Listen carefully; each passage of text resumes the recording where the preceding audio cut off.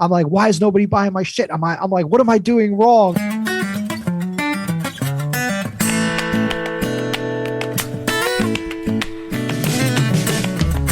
Welcome to another episode of Chewing the Fat. I'm your host, Big Rob. Thank you so much for tuning in, downloading, following the podcast. I really do appreciate that. Also want to say a big shout out to Addison. Thank you so much for buying me the coffees at chewingthefatbr.com. I really appreciate your support of the podcast. I am so excited about my guest today. It's a guy I've known for just about as long as I've been podcasting. So we were part of kind of this inner circle incubator mastermind group. So please welcome my friend, Danny DelVecchio. Danny, what's up? What's up, Rob? Thank you so much for having me. I am super excited to be here. Thank you for being here, man. This is I've been looking forward to this since we planned it a few weeks back and all, and getting everything lined up here. It's so good to, first of all, see your face again. I hadn't seen you in a little while. Everybody's been kind of doing their own podcasting things and their own social media things. Your background is in sales, and you are doing some amazing sales coaching on Instagram. So kudos to you for finding that niche and just really killing it, man. Congratulations. Yeah, thanks. It was an interesting road from where I started to where I am. Especially it started in the group that we were in together, right? So it's especially good to be hanging out with you on a Thursday night because that's what we used to do, right? Yeah. This is the normal time, man. This is the normal time to hang out on Thursday nights. I came to the group as somebody is scared to press the record button to start a podcast. You already actually had a different podcast going, completely different subject and everything like that. And I guess you're looking to grow that podcast, and you kind of found a different passion. Am I right? Yeah, exactly. So first off, experienced podcaster for sure. Because I started podcasting in, I think it was 2016. Wow. And yeah, I think I was an early adopter of podcasting, I guess. Right. So I started just like BSing with my friends with a friend of mine about TV and movies.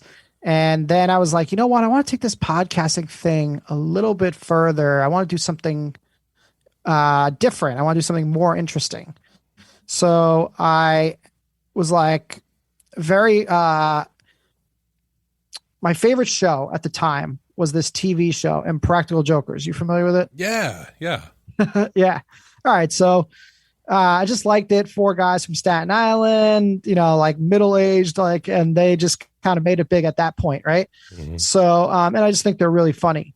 So I was like, every TV show at the time has a podcast. So it was like Game of Thrones and Breaking Bad, and all these shows have like 50, 100 podcasts about them. Impractical Jokers had 0 podcasts about it. So I was like, you know what? I'm going to create one. Yeah. And, I never anticipated what it was going to be.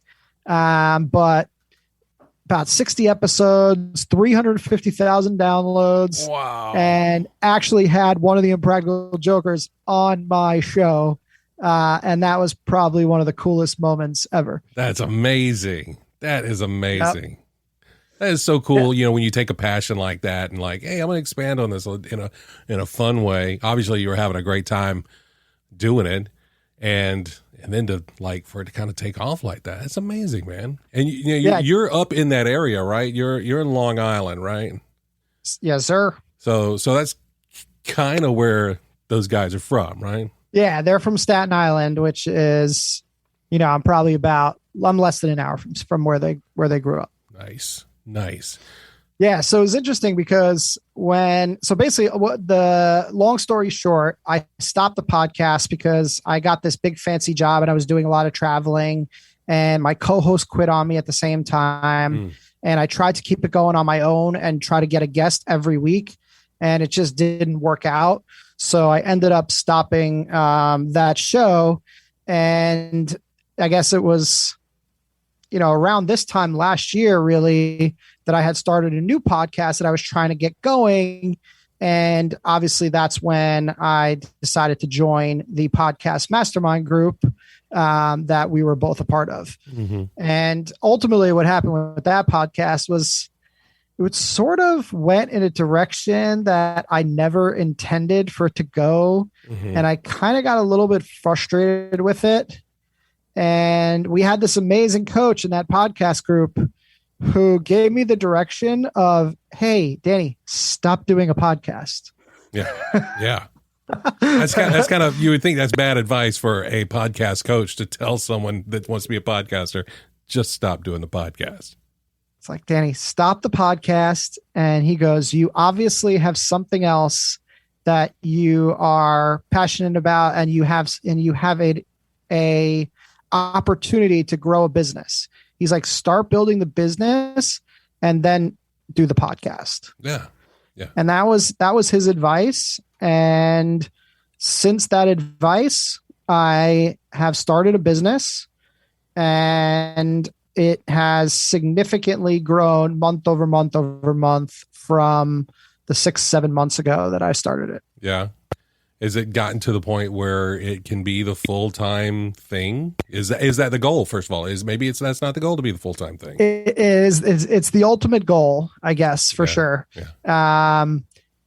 And it's within striking distance at this point. Like, it's the first time that I can actually visualize it, like that I'm getting close enough to where it is potentially within reach. So, that's awesome. Couple things that are going on. There's just like, when you put yourself out there and you start doing things and you start connecting with people, good shit starts to happen, and opportunities present themselves.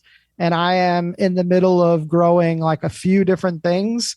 And, ultimately I think obviously that is the end goal, and it's closer than I would have thought. That's awesome. That's awesome.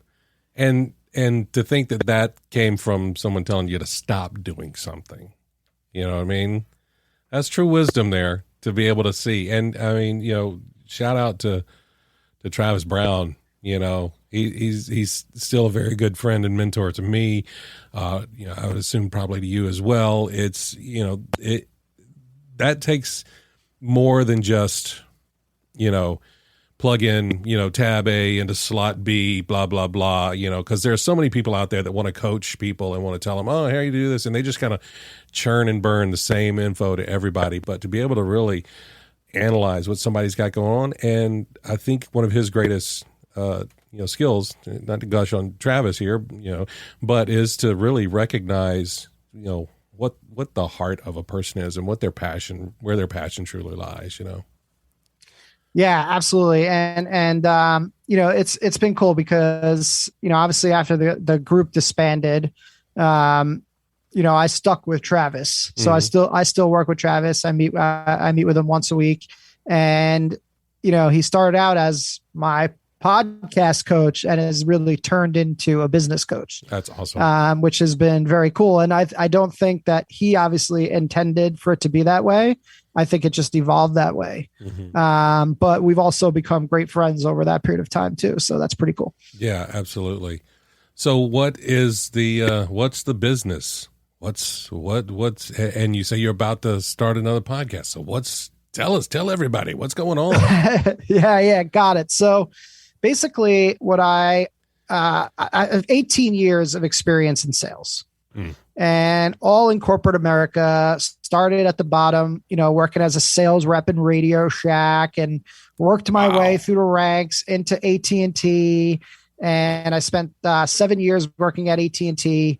And then I worked for a big AT&T affiliate company, and I ran a pretty large sales team. I ran a team of 7 sales managers, 50 sales reps. Wow. And I was part of a small team that really built a division. And we grew this division from 8 people. When I started, we had 8 people. Mm-hmm. In 3 years, we grew it to 150. Wow. Yeah. So it was crazy. It was an amazing time, but it was also a lot. It got to be a lot. I was covering from New England down to Florida. I was traveling 3 out of 4 weeks every month, leaving my wife and my son at home. for at least for a few days, almost every week. And it got to be a lot. And ultimately what ended up happening was the company ended up getting acquired. And, at that juncture, me and some of the other people that had grown that division, we decided to try to make it our own company. I wasn't really as active in that. I just decided to go work there with them. And it just didn't work out for me. It wasn't the same as it was prior. And, ultimately I at that point was like when I said, you know what, I want to start a side hustle. I want to start a new podcast and then kind of build a side hustle around that podcast. And then, as I started conversing with mentors and sharing some of the things in my past that I was good at, I learned about this whole online coaching world, that I could actually go out and find people online and share my expertise and experience with them, and they could pay me for it. Yeah. And I was like, that's amazing. Cause that was my favorite part about being a sales manager, was coaching my team. Right. That was the best part of being in that role. And when I got that, when that company got acquired and I went to work at the other company, I kind of went backwards because I wasn't managing and coaching anymore. I was just doing direct sales myself. Yeah. So I was kind of missing that favorite part of what I did at the job previously. Yeah. And it was like, wait, hold on. So I can do this on my own. Yeah. And basically, I just started telling people what I was doing. I said, I'm starting this coaching business. I started to create content on Instagram, and I was able to land a couple of clients pretty early on, all from people that I knew, people that were in my network. And I brought them on early, and throughout the time, I've been with them, I've been with both of those clients for about 6 months. And then, I started to put out some more content. I started to do some more promotional things. I started to do some more networking. And, now I'm bringing on a couple of new clients every month into this coaching program. That's awesome. And and in this time also, I've become quite the content creator, right? So I had always enjoyed the podcast medium, but now I am, happy to be in front of the camera, doing short form video, doing long form live streaming, being, active on social media. So I've really kind of grown in that whole space over the last 6 months here, and I've become very comfortable in front of the camera. Yeah. So it's been interesting, and and that's why I'm obviously I'm continuing that. I'm starting my own podcast now, which goes along with my business. Yeah. So I have, I started this. Actually, it's funny. I should kind of go backwards a little bit. So right when I start at the beginning of when I started on Instagram, when Travis said, drop the podcast and go to Instagram, I started basically doing a podcast on Instagram Live for small business owners. I called it Small Biz Savvy Live. And I would bring on business owners or entrepreneurs that had some value to bring to the small business community. And I would do it about once a week, and I would talk to different people. And that's how I made a lot of connections. And that was one of the things that helped me to build my following and to grow my brand on Instagram, was Small Biz Savvy Live. And I always had the intention of, hey, this is something that could potentially turn into a podcast at one point. So now that's what I'm doing. I'm taking that live streaming series that I do and repurposing it as a podcast, and going to start putting it out here probably within the next, I would say probably the next 60 days, because I got a lot going on. I'm moving. So I wanted to try to get it out here now, but I haven't had the opportunity to as of yet. Yeah, no, that's awesome. And it's awesome that you're able to, make those connections and the networking, and kind of every person leads into another opportunity, and being able to take the content that you already have, put it out in a different format so that it's still valuable. It retains that that value for somebody else to find it. Because that's the thing, is you don't know who's going to stumble across that. Obviously, when you do an Instagram live, it's gone. You know what I mean? You can put it in your little favorites or your features or whatever. But in most cases, it's like if you're not there, you can't ask the question. You can't get that instant response. But you're able to take that content and put it out so somebody can digest it and still find you. And still like contact you and be like, hey, I like what you said in this thing. I want to know more. How can I get on board with what you've got going on? I think that's amazing, man. That's amazing. Yeah, it's really cool. And it's just another, like, to add a podcast, to the mix is just another way for me to interact with people that are already in my community, to bring new people into my community. And just another place to showcase my abilities and what I can do, but also to have some fun doing it too. And that's the whole thing with a podcast is I do a podcast because it was fun, right? Like the whole idea was like, let's do something that makes me money that I actually enjoy doing as well. Yeah. And, that's why the podcast was like central in that thing. Mm-hmm. And it was like, I tried to build the income and the business around the podcast, but I needed to build the business first and then get a podcast that complemented it. Yeah. And that's what Travis brought out of me. Yeah. That's awesome. And that's one of the great things about having a good mentor or a coach, like I said, that can see those things. I'm sure you do the very same thing for your clients, and being able to say, hey, this is going to be a better use of your time or your money or whatever to do this, because in the long run, it's going to bring you so many more, so much more satisfaction, rewards, fun, money, in the long run, for sure. Right. And it's the same thing with my clients too, is like, the whole idea is, or my mission, so to speak, is to help people to make money doing something that they really enjoy doing. Okay. Right. And that's why I love some of the creative stuff like podcasts and YouTube and, social media, and like, the ability to obviously, sit down and have a conversation like this, and use that to promote your business or whatever it is. Right. So I really want to help people to do that same thing, achieve that same thing. Mm-hmm. And one of the things that I've done is actually started my own mastermind group. Nice. And so I have two groups. I have a morning and an afternoon group, or a morning and an evening group. I got a day crew and a night crew, just like we had over there. Yeah. I got about 15 people in it right now. And that's what I'm doing, is like, I'm just helping them navigate the digital space and the digital world, and how to do things that are fun and are creative, but also use them to promote their business at the same time. Yeah. That is so cool, Danny. That is so cool. I'm over the moon proud of you and the progress you've made from like I said, about a year ago when we first got introduced, and it seemed like, week after week you were struggling. You're like, what do I do this? What do I do this? Oh, maybe I'll change it to this. Maybe, I'm so glad that you found your calling and what is really lighting you up. I mean, you're just like smiles from ear to ear. So I know you're loving what you're doing, man. Yeah, and it almost took a little bit of a rough turn there for a second. I was ready to go all in, and I was like, and I pulled back, and I'm glad I did. Yeah, for sure. And you mentioned that you're getting ready to move.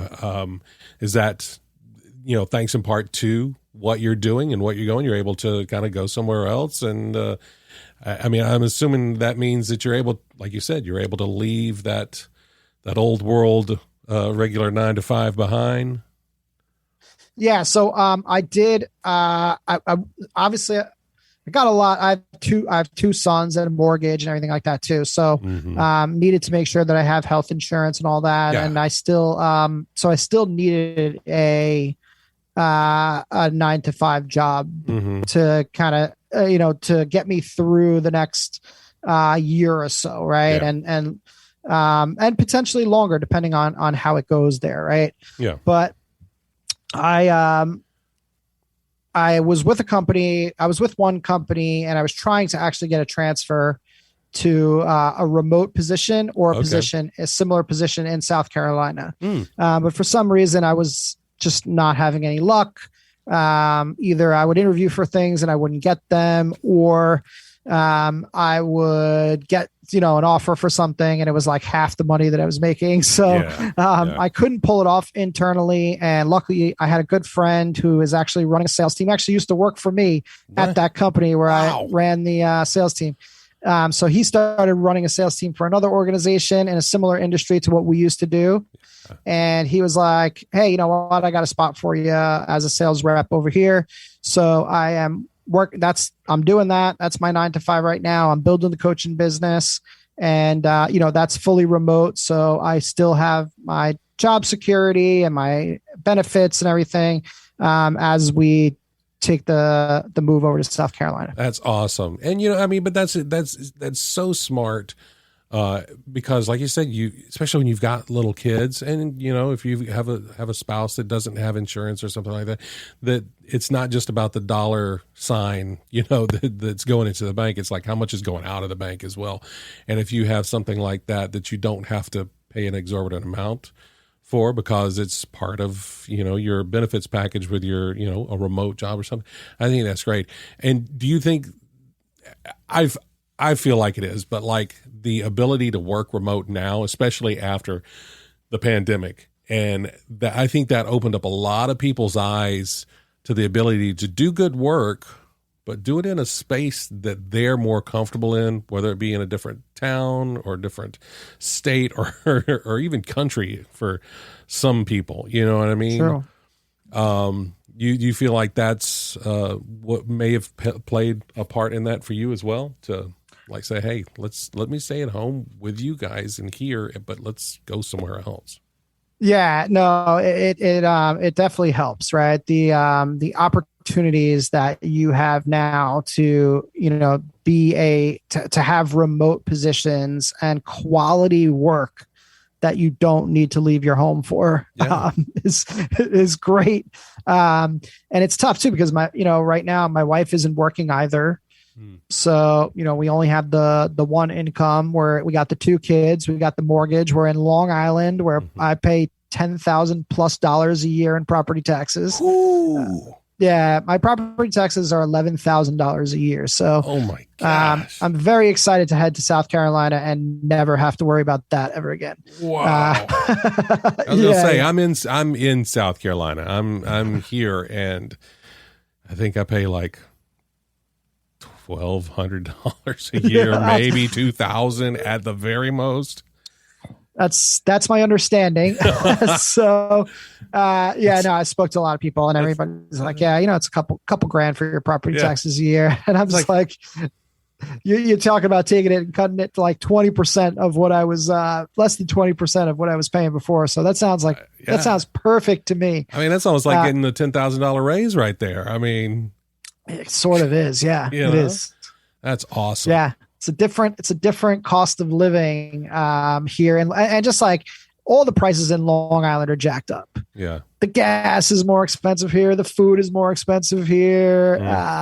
Just going out to a movie or to a, bowling or something like that. Everything, all the prices in Long Island are jacked up because I think next to San Francisco, it's the most expensive place in the country to live.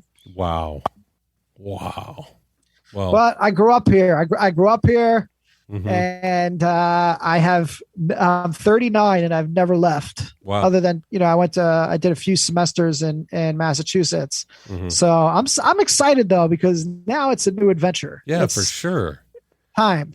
That's awesome. That is so cool. Yeah. Man. That's so cool. So when you're, I'm going to say when you have free time, I don't know that you actually have any, but I mean, when you're not coaching and you're not spending time with the family and you're not doing the 9 to 5 thing, is there something that you're really passionate about outside of what would be considered work? So right now No, but what I'm lucky for is that some of the things that I do for work are the passion. That's right. awesome. Yeah. So, doing, something like a podcast or just filming a real video. Yeah. That's like stuff that I do for fun. That's awesome. like things that I would do for fun. Right. Yeah. And so, and obviously, I have some friends and I like to, go out and connect with friends and things like that.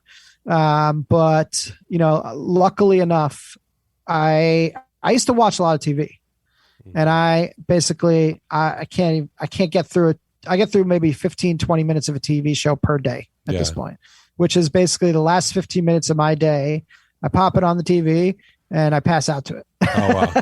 Wow. So, and I used to watch a couple hours of TV like every day, and I was real into TV shows and films and all that. Yeah. But now it's just like I'm doing things that are more productive and also enjoying it at the same time. That's so good. That's so good. Well, what would be, if, for Coach Danny D's, like 2 hot takeaway tips for like young entrepreneurs that are wanting to start something? What advice would you give somebody? Okay. So number one is, and you went through the same thing where, you talked about just press the button. Yeah. Just start. Yeah. Just get started. There is no perfect time.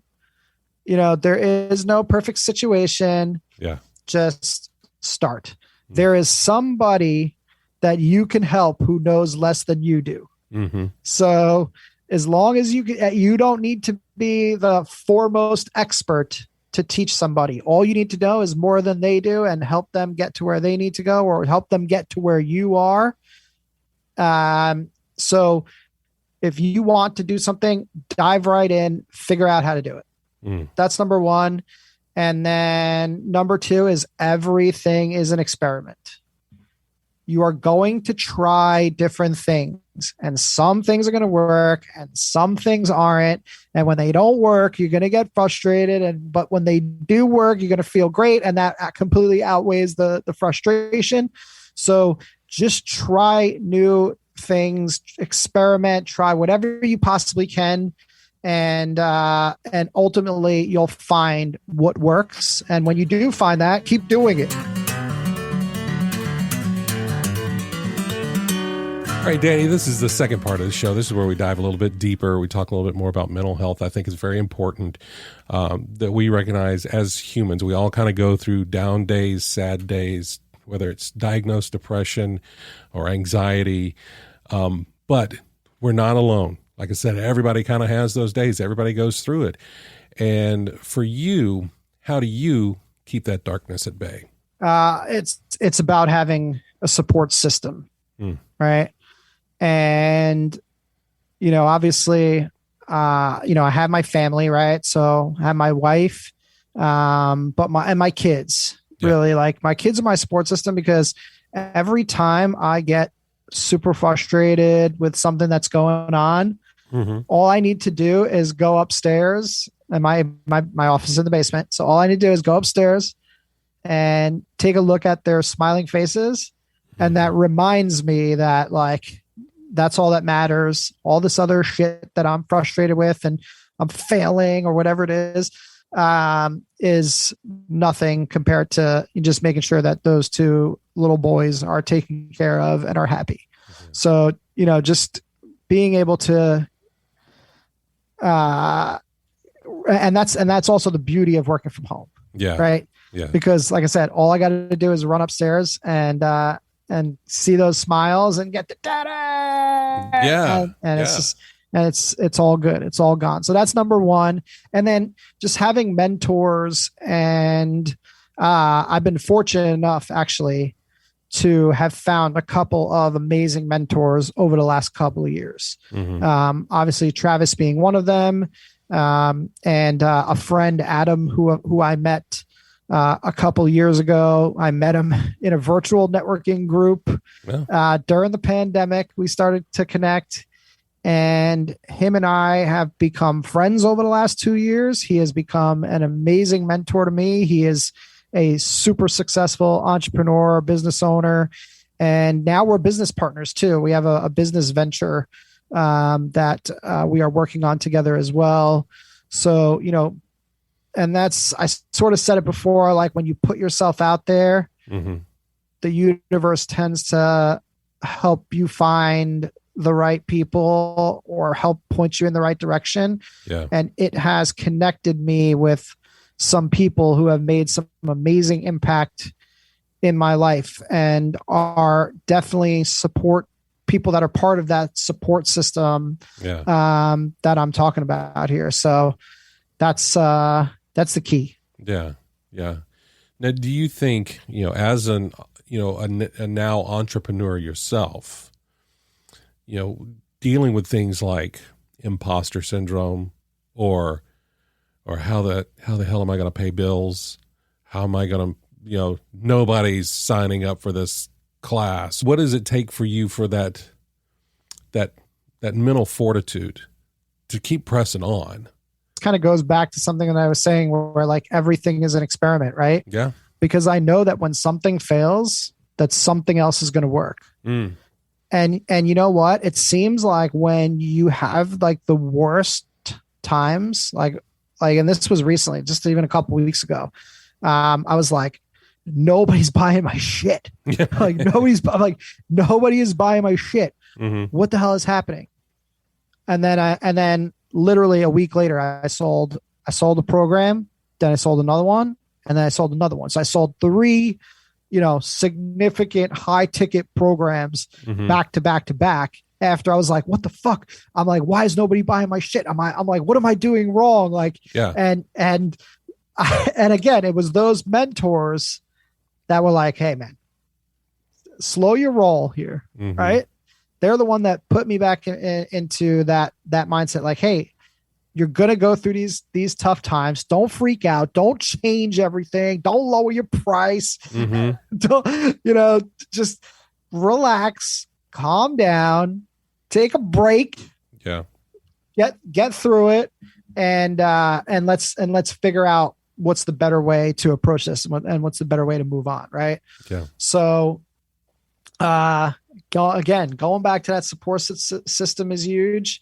But also just having the mindset to know that like things are going to fail and that's okay. It's okay that things fail. Yeah. Because you're going to do something else that's going to be successful. Yeah. Yeah. I mean, and I think that's huge. Even if you look at like, what do they say? Edison created 999 light bulbs. It didn't work. It only took that one to light up the world. It's not letting the failures define you, I think. That don't be defined by the failures, be defined by the ability to get back up from a failure and to keep going.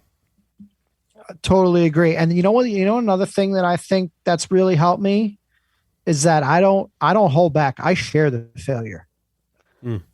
I go out on social media and be like, I tried to do this and it completely failed. And here's why. And you know what? People are like, oh, you know what? Not a lot of people do that. Yeah. Not a lot of people, like people always want to show you the good.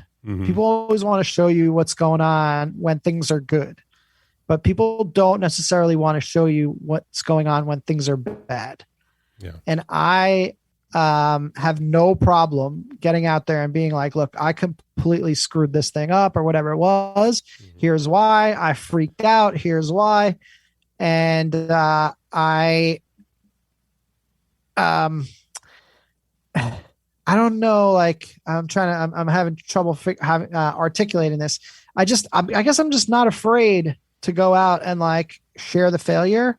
And because of that, it helps the authenticity, and people are attracted to me partly because of the fact that I don't just show them, all the glitz and glam. I show them what's really happening. Yeah, no, I totally can understand that. The transparency of the process.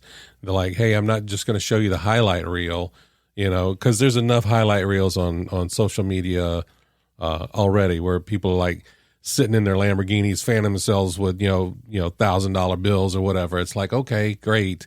How did you get there? That's what everybody wants to know. How did you get there? How many times did you fail? Well, of course, most of the time, those guys, they rented the car and it's a bunch of stage money. But, but being authentic, being transparent with the process and bringing other people along with you to say, hey, I'm going to try this thing. I want you to be along with me for this ride to see how this goes. And if it fails, we can all learn from it.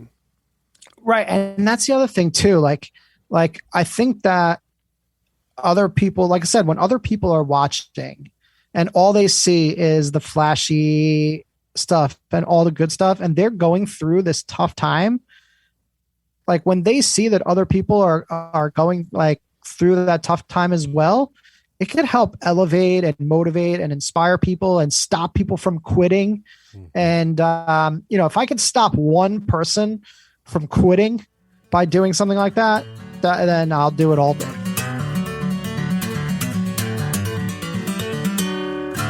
All right, Danny, this is the third segment of the show. This time now for the Fast Five. Fast Five. It's time now for the Fast Five. Fast Five. Fast Five. Thank you. I'm still working on a theme song. I love it every time, and now I get to experience it in person. I love it. Still working on it though. I mean, I think I'm gonna have my music guy on sometime. We'll see if we can actually get some music for that thing. Fast Five is powered by Poddex, app created by our friend Travis Brown. It's great for podcasters, interview questions. They're great icebreakers as well. I always suggest folks get some of the physical decks and just keep a few cards in your wallet or in your back pocket and just ask weird questions to people. If you're uncomfortable, make them uncomfortable with a weird question. So if you want to get some Poddex, if you go to chewinthefatbr.com/Poddex and use the promo code CHEW, you can get 10% off of your physical decks. But no wrong answers. First thing comes to the top of your mind. All right, you ready to go? Let's do this. Fast Five. Which actor made the best Batman? Michael Keaton. Yeah, I'm gonna go with that. I'm gonna agree with you on that one. Yeah, I love Keaton. And, he may not have been like I think he was the best Bruce Wayne and Batman. He was by far the best Bruce Wayne. Nobody could touch him. And I don't know. There's just, there's something about like the fact that he's not the obvious choice. Like he wasn't the obvious choice to be Batman. Yeah. That's awesome. Question number 2. Is cereal soup? Why or why not? No, because you can eat cereal without liquid. You can eat cereal without liquid. Okay. Yeah. Okay. All right. I mean, so you're just doing a dry bowl there. But I mean, if you put the milk in it, is it soup now? No.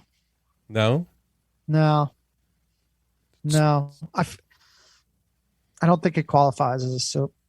Okay. I don't know.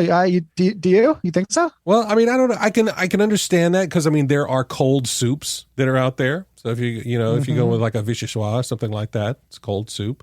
And there's also like sweet bisques and stuff like that. I've been on a cruise and they have like a lovely peach bisque. So if it's the sweet aspect, it's like it's a bisque. It's still considered kind of a soup. So I mean, I can see that, but I don't know. Cereal's cereal to me. Yeah, me too. All right, question number 3. What kind of shower ideas do you get? Oh, the best ideas, content. Best content ideas come in the shower. Yeah. I had a friend when I was working in radio, and they said, your best ideas come into 3 Bs: bedrooms, bathrooms, and bar rooms. And that's 100% right though, because that's amazing. I think part of that is because in pretty much most of those places you're relaxed. You're not really concentrating on something.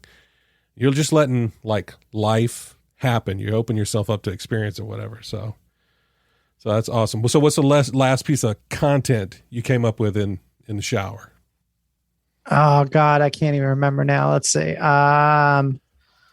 I was like, yes, I want to do 10 sales questions because people are always constantly asking me like, what questions did they ask on a discovery call? And I was like, you know what? I'm going to do a single post with 10 questions And I just came up with questions. I knew I had the questions lists. I have a big list. Yeah. And I was like, you know what? I'm just going to pick 10 and put them out there. That's awesome. That's awesome.